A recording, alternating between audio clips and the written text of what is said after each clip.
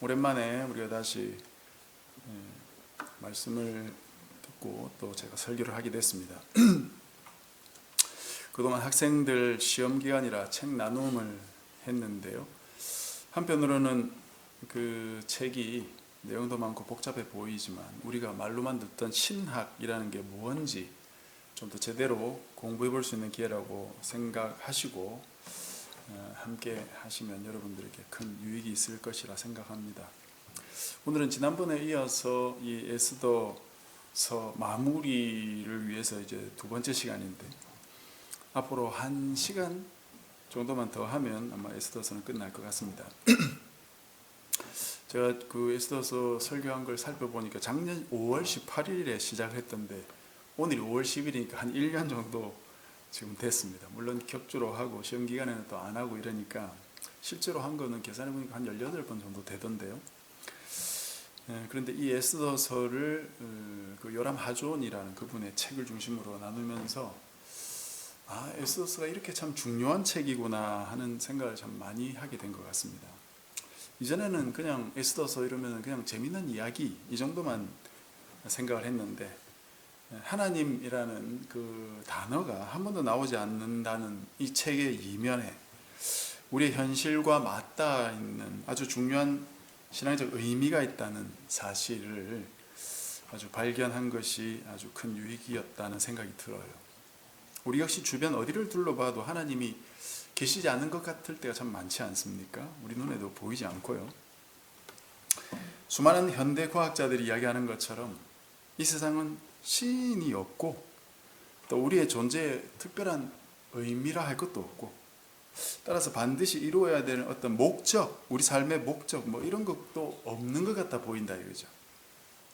그냥 우리는 조그만 미생물에서 진화해서 된 고등동물에 불과한 것 같고 어쩌다가 개체수가 많아서 이렇게 지구를 점령하고 있는 종에 불과한 것이 아니냐 그렇게 보이는 거죠. 그러나 우리는 그런 견해를 단지 있는 그대로 받아들이기는 조금 어려운 것 같습니다. 다행히도 아직 우리 사고가 장성하기 전에 우리는 이 하나님에 대한 인식이라는 것이 우리의 뇌의 뉴런의 한 부분을 차지하고 있었던 것 같고 우리는 의도치 않게 이 부분을 가지고 평생 씨름하면서 살아가는 구도자가 되어버린 게 아닌가 그런 생각이 들어요. 마치 베델에서 야곱이 하나님과 씨름했던 것처럼 말입니다. 야곱은 자기와 씨름하고 있는 그분이 누구인지조차도 사실은 잘 몰랐습니다. 그러나 그분에게 복은 받고 싶어가지고 나를 복 주시지 않으면 안 보내주겠다 하면서 붙잡고 있지 않았습니까? 우리 모습과 비슷한 것 같아요. 하나님이 어떤 분인지 정확히 확실히는 모르겠는데 어쨌든 이분으로부터 내가 복은 받고 싶다 이거죠. 나를 복 주지 않으면 보내주지 않겠다 하고 꼭 붙들고 있는 게 우리 모습이 아닌가 그런 생각이 듭니다.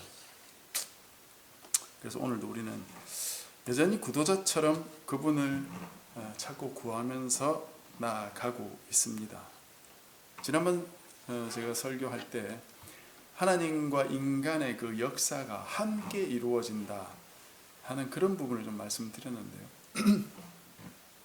하나님은 인간과 상관없이 따로 역사한다기보다 인간들의 그 행동을 통해서 역사하시는 부분을 말씀드렸습니다. 오늘은 이 부분을 조금 더 자세히 좀 말씀을 드리고 싶은데 하나님께서 이 땅에서 어떻게 역사하는지에 대해서는 주로 두 가지 관점으로 크게 나누어진다고 보입니다. 하나는 이 세상의 자연현상 또는 물리법칙을 깨뜨리고 마치 기적처럼 어떤 일이 벌어지면 그게 하나님의 역사로 보는 그런 관점입니다. 지난번에 말씀드렸듯이 갑작스럽게 강한 동풍이 불어가지고 그 이스라엘의 그 미사일을 저 지중해 바다로 빠뜨리게 한 그런 일이 있었잖아요. 그걸 본 장교가 뭐라 했습니까? 이건 하나님의 손이다. 하나님의 역사다. 그렇게 생각하고 간증하지 않았습니까? 우리 주변에서 볼 수 있는 일반적인 현상을 넘어서는 어떤 특별한 일, 그걸 봤을 때 이건 신의 개입이구나 이렇게 생각하게 된다는 거죠. 그런 관점에서 하나님의 역사는 자연현상을 거스르는 것으로 보이고 그것과 반대처럼 보인다 이거죠. 물론 성경에는 하나님께서 자연현상을 거슬러 일하시는 경우가 상당히 많이 나옵니다. 기록으로. 하늘에서 유황이 떨어지기도 하고요. 성을 돌다가 뭐 소리만 질렀는데 그 성이 무너진다든지, 심지어 해와 달이 멈춰 서기도 하지 않습니까? 이러한 일들이 실제로 벌어졌을지조차 그런 것들은 차치하고도 성경이 이런 기사를 기록하고 있기 때문에 많은 기독교인들은 이런 관점을 가지기 쉽다는 겁니다. 그런데 이런 관점만을 고수하게 되면 헤어나오기 어려운 문제에 봉착하게 됩니다. 그건 나와 관련된 또는 뭐 이 세계에 어떤 문제가 생겼을 때, 그게 뭐 전쟁 같은 것일 수도 있고요. 어쨌든 그런 문제가 생겼을 때 항상 하나님께서 그 문제를 해결해 주셔야 하지 않느냐. 왜 하나님은 이런 문제를 해결하지 않으시나 하는 그 태도로 접근하게 되기 쉽다 이거죠. 즉 나는 이런 문제를 뭐 어떻게 할 수 없으니까 하나님께서 좀 손을 뻗쳐서 이걸 해결해 주셨으면 좋겠다라는 기대와 믿음을 가지게 된다는 거죠. 그렇게 믿을 때 이런 관점을 가지고 있는 사람들이 할 수 있는 가장 중요한 일이 뭘까요? 바로 그 하나님을 예배하고 그 하나님께 뭔가 그 해결을 청구하는 그런 기도, 그런 게 되지 않겠습니까? 밤낮 부르짖는 백성들의 기도를 듣지 않겠느냐 하는 게 이들의 하나의 구호가 되겠죠. 그래서 당장 교회에서 기도의 팀을 만들어가지고 순번을 돌아가면서 정해가지고 기도한다든지, 금식 기도회를 연다든지, 새벽 기도회나 금요 기도회를 다시 부흥시키게 되지 않겠습니까? 우리 주변에서 많이 보는 모습 아닙니까? 수능 때가 되면 학부모 기도회, 수능생 기도회 같은 것을 안 하는 교회가 아마 거의 없을 겁니다. 왜냐? 그때 하나님의 특별한 은혜가 임해야 된다고 생각하거든. 그리고 그런 기도회가 일렀을 때 다른 부모들이 다 참여하는데 내가 참여 안 해가지고 혹시 우리 아이에게는 좀 특별한 그 은혜가 비껴가는 게 아닐까? 그런 거는 참을 수 없잖아요. 그러니 이럴 때일수록 예배에도 목숨 걸고 헌금도 좀 평소보다 좀 더 많이 하고 기도도 좀 더 간절하게 부르짖고 뭐 그렇게 하는 거 아닌가 이거죠. 그런 모습 자체가 뭐 잘한 것이냐 아니면 잘못된 것이냐 그렇게 말하는 거는 뭐 어렵겠지요. 그분들은 그렇게 배워왔을 것이고 성경을 봐도 그렇게 보이니까 뭐 그렇게 하는 거 아니겠습니까? 그러나 이제 우리가 에스더서를 통해 하나님에 대한 관점, 인식하는 관점을 조금 변화시키게 되지 않았습니까? 하나님의 역사를 바라보는 그 두 번째 관점은 하나님께서 드러나지 않게 인간의 행동들을 통해서 역사하신다는 건데, 여기서 우리가 한 가지 고려해야 될 점이 있습니다. 그것은 하나님께서 인간의 행동을 통해 역사한다고 해서 하나님이 인간의 행동에 매여 계신다고 생각해서는 안 된다 이거죠. 즉 인간이 아무것도 안 하면 하나님도 아무것도 안 하시고, 인간이 뭔가를 하면 하나님이 그걸 통해 뭔가를 하신다, 이렇게 인간의 행동에 하나님이 매여 계신다라고 생각하면 안 된다 이거죠. 인간은 인간이고 하나님은 하나님이시죠.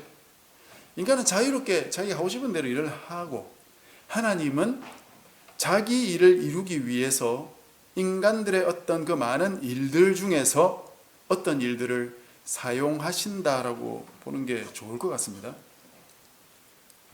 그런 부분을 볼 수 있는 게 오늘 우리가 읽은 부분인데요. 오늘 우리가 읽은 이 부분은 에스더서에서는 아주 중요한 부분이죠. 여기서 한 두 가지 정도만 우리가 좀 생각을 하면 좋겠습니다. 첫 번째는 에스더라는 사람의 이름이에요. 이름. 제가 초반부에도 한번 말씀드린 적이 있는데요. 원래 에스더의 이름은 히브리어로 하닷사, 이지 않습니까? 그게 도금양 나무, 나무 종류 하나거든요. 그걸 뜻하는데 페르시아에 살면서 에스더는 이런 자신의 정체성을 숨기고 페르시아에 잘 적응하기 위해서 페르시아에서 섬기던 하늘의 여신, 이 바로 이쉬타르라는 여신이거든요. 그 이쉬타르의 이름을 따라서 에스더라는 이름을 만들어서 사용했다고 말씀드렸습니다. 근데 재밌는 건 이 에스더라는 단어가 히브리어로 적어보면 하나의 단어하고 매우 유사하게 생긴 단어인데 그건 사타르라는 단어입니다. 사타르. 이 사타르라는 단어는 숨기다라는 뜻이에요. 이 단어를 미래형으로 바꾸면 아스티르라고 발음할 수 있고 그 뜻은 나는 감출 것이다, 나는 숨길 것이다 라는 뜻이 되는데 이 단어는 에스더, 즉 에스테르하고 자음 하나 차이입니다. 나머지 세 개는 똑같아요. 순서도 똑같습니다. 아주 비슷하게 보이는 두 단어이죠. 이런 단어를 보면은 하나님이 보이지 않는 세상에서 하나님을 찾고 또 하나님이라는 단어가 한 번도 나오지 않는 이 에스더서에서 하나님을 찾는 구도자라면 이건 굉장히 유사하구나 하는 것을 발견할 수가 있는 것입니다. 나는 숨길 것이다 라는 뜻의 아스티르라는 단어는 에스더서 안에서 아주 중요한 뉘앙스를 가르쳐주는 단어인 것 같아요. 바로 모르드게와 에스더가 처음부터 마치 자신들의 좌우명처럼 가지고 살았던 그런 의미가 담겨 있죠. 모르드게는 에스더에게 자신의 가족과 민족을 드러내지 말라, 다 감추고 살아라 그렇게 말하지 않았습니까? 이들은 자신들의 민족 정체성을 감추고 살았던 사람들이에요. 그것이 도움이 되었던지 유대인에 대한 혐오가 있었던 그 페르시아에서 모르드게는 고위공직에 오를 수 있게 되었고 에스더 역시 왕후까지도 되지 않았습니까? 자신들의 정체성을 감추며 살아갔던 이들의 삶의 좌우명이 삶을 살아가는데 도움이 됐다는 거죠. 그런데 이들만 자신을 감춘 게 아니죠. 또 누가 자기를 감추고 있습니까? 바로 하나님이죠. 하나님은 에스더서 어디에도 모습을 드러내지 않으세요. 철저히 숨기고 계십니다. 여기서 우리는 에스더서 기자가 무엇을 의도하고 에스더를 썼을까 생각해 볼 수 있습니다. 에스더서의 기자가 에스더라는 이름, 그리고 이 책의 주인공인 모르드게와 에스더의 모습, 그리고 그것과 동시에 드러나지 않으시는 하나님을 통해 의도하는 바가 있을 것 같다는 거죠. 매우 유사한 두 단어로 인간의 모습과 하나님의 모습의 유사함을 보여주고 있는 것 같습니다.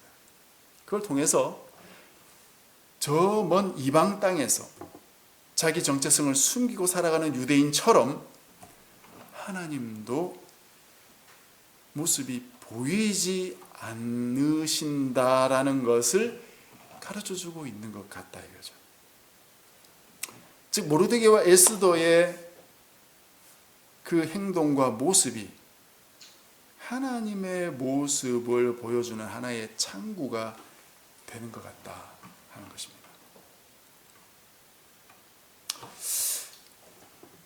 그렇다면 이 사실을 우리가 알게 된다면 결국 이런 모습을 통해서 우리가 나아가야 될 방향은 무엇일까요? 눈에 보이지 않는 하나님을 믿으면서 살아가는 백성들은 어떻게 살아야 하느냐? 하나님이 눈에 보이지 않을 때 무엇을 보고 살아가야 될까? 더 나아가서 하나님의 보호가 없어서 죽을 위기에 만약 처하게 된다면 그 사람들은 무슨 일을 할 수 있을까? 이런 질문들을 떠올릴 수 있을 겁니다. 이 모르드게와 에스더, 유다 민족이 페르시아에서 죽을 위기에 처해 있지 않습니까? 그때 어떻게 처신해야 될까? 그런 부분들로 우리가 접근해 볼 수 있을 것 같습니다. 이것이 우리가 두 번째로 살펴보고자 하는 부분인데, 오늘 우리가 읽은 부분은 에스더서의 핵심 내용인 이 금식 그리고 회개 기도 이런 것으로 이어지는 초반부거든요. 하만이 유다인들을 멸절하도록 왕에게 허락받은 그 조서가 전국에 빠른 속도로 배포되었습니다.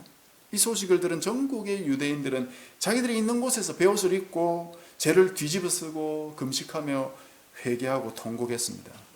모르드게도 통곡하고 에스더도 그렇게 하기로 결단을 했지요. 이 장면은 마치 영화나 드라마의 하이라이트 같은 그런 부분일 겁니다.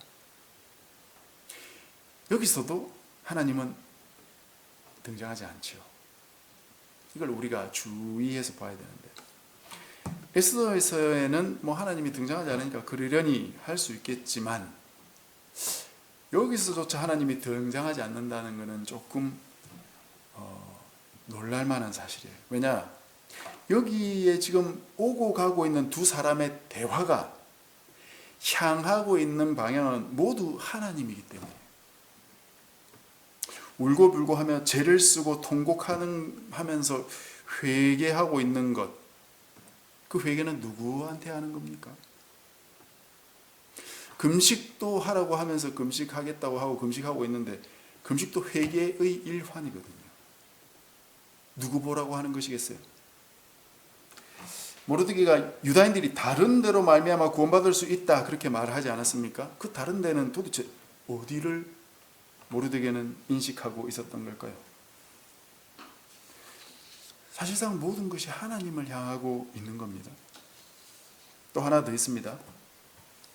모르드게가 에스더에게 말한 14절 끝부분을 한번 보십시오.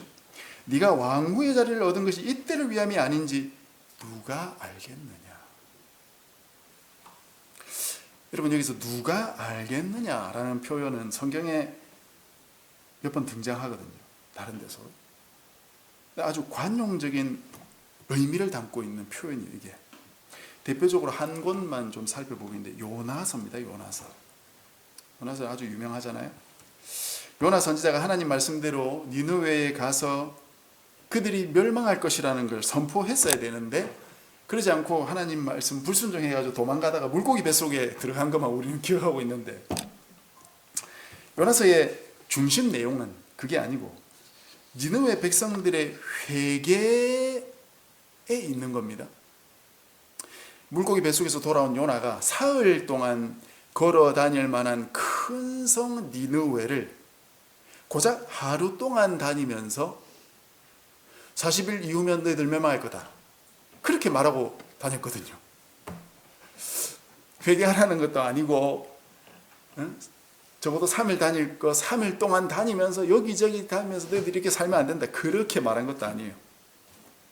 그냥 하루 다니면서 너희들은 40일 후에 멸망할 인생들이니까 준비나 잘해 그러면서 다녔다 이 말이에요. 그런데 그 뒤에 무슨 일이 났습니까? 아주 놀라운 일이 일어났어요. 그 소식을 들은 니느웨 백성들이 왕이고 백성이고 할 것 없이 모두 나와가지고 베옷을 입고 금식하고 회개하고 이랬다는 것이에요. 그때 백성들을 금식시키고 회개시킨 그 니느웨 왕이 하는 말이 이거예요. 우리가 이렇게 하면 하나님이 뜻을 돌이키시고 그 진노를 그치사 우리가 멸망하지 않게 하시리라. 그렇지 않을 줄을 누가 알겠느냐. 우리가 이렇게 하면 하나님 우리 모습을 보면서 불쌍히 여겨가지고 혹시 멸망 안 시킬지 누가 알겠냐. 여기서 이 누가 알겠느냐 하는 이 단어는 에스더에서 나오는 단어가 똑같은 두 개의 단어입니다. 미요르카라는 단어. 이걸 보면 이 표현은 회개하는 백성들을 용서해 주실 하나님의 자비에 의지하고 있는 의미가 있는 거죠. 모르드게도 마찬가지지요. 분명 기도하고 금식하고 회개하는 것 모두 하나님을 향해서 하는 겁니다. 다른 사람에게 향하는 게 아니에요. 자기 만족을 위해서 하는 게 아닙니다. 자기 만족을 위해서 그 어려운 일을 왜 해요? 하나님께서 그들을 구원하실지 안 하실지도 확실치도 않죠. 에스더를 통해 구원하실지 아니면 다른 누군가를 통해 구원하실지도 확실치 않아요. 하나님이 이들의 회개와 금식을 받아주실지조차도 확실치 않습니다. 에스더의 고백처럼 죽으면 죽으리라고 말해야 될지도 몰라요. 아무것도 확실치 않고 바랄 수도 없고 믿을 수도 없을 때, 하나님도 보이지 않을 때 그들이 한 행동은 자기들이 배워왔던 대로, 그들이 조상들이 했던 그 방식 그대로 하나님을 찾고 바라면서 하나님께서 구원해 주시지 않을지 누가 알까 하는 기대 하나 가지고 이 행동을 하고 있는 거예요. 에스더와 모르드게 그리고 유대인들 모두 아득히 멀어서 보이지 않는 구름 속에 계신 것 같은 그 하나님께 구원을 기대하는 마음으로 지금 이 행동 하나하나를 하고 있다 하는 거죠. 그것이 명시적으로 드러나지 않았다 해도 그들이 사용하는 용어와 그들의 행동을 통해서 보이지 않는 하나님을 향해서 손을 뻗고 있는 이 유대인들의 모습을 우리가 생각해 볼 수 있다는 것입니다. 이것이 오늘날 이 땅을 살아가는 하나님의 백성들이 에스더서를 통해서 볼 수 있는, 또 교훈을 얻을 수 있는 부분이 아닌가 싶습니다. 우리 주변 그 어디에도 하나님의 흔적조차 찾을 수 없을 때에조차 하나님께 기도하는 것, 하나님께 구원의 손길을 기대하는 것, 죽을 위기가 닥쳐올 수도 있겠지만 거기서조차도 하나님으로 인해서 죽으면 죽으리라 결단하는 것, 그렇게 한다고 해서 진짜 하나님이 나를 구원해 주실 거야 이런 확신조차 할 수 없을 때라도 말입니다. 그때 모르드게처럼 고백하는 것이죠. 누가 알겠느냐? 이런 내 모습을 보고 이 구렁텅이에서 하나님이 건져주실지 누가 알겠느냐? 이런 나를 하나님이 조금이라도 불쌍히 여겨주실지 누가 알겠는가? 하나님의 용서와 자비의 손길이 임할지 누가 알겠나? 그렇게 할 때 눈에 보이지 않는 하나님과 좀 더 가까이 가서 지낼 수 있을지 누가 알겠습니까? 우리의 현대인의 손으로 붙잡을 수 없는 하나님, 현대인의 인식으로 붙잡을 수 없는 하나님, 내 주변에 보이지 않으시는 하나님, 그 하나님과 어떻게 사시겠습니까? 그 하나님을 향해서 어떤 마음으로 살아갈 수 있겠어요? 내 삶에서 벌어지는 많은 문제점들, 고민거리들, 해결되지 않은 것들, 그걸 가지고 하나님 앞에서 어떻게 하며 살아갈 수 있겠습니까? 풀릴 것 같지 않았던 그 문제들, 마음의 짐으로 가지고 있는 그런 문제들, 어릴 때부터 내가 가지고 있었던 그런 해결되지 않은 어려움들, 그것 가지고 보이지 않는 하나님 앞에서 어떻게 살아가시겠습니까? 그 부분을 고민하면서 이 에스더서가 하나의 조그만 빛이 될 수 있었으면 좋겠습니다.